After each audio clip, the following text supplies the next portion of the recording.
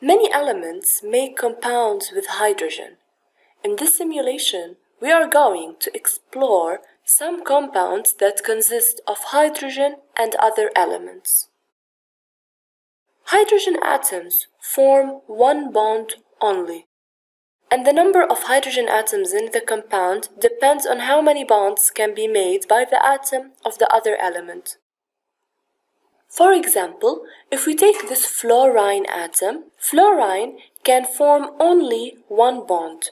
So, it can form one covalent bond with one hydrogen atom. As you see, this compound is called hydrogen fluoride.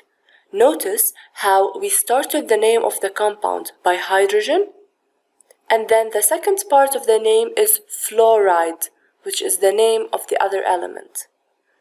Another compound is water.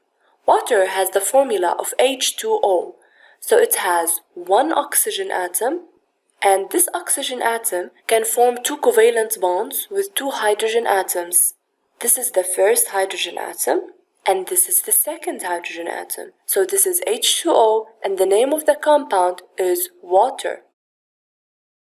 Let's move to another compound. This is sulfur.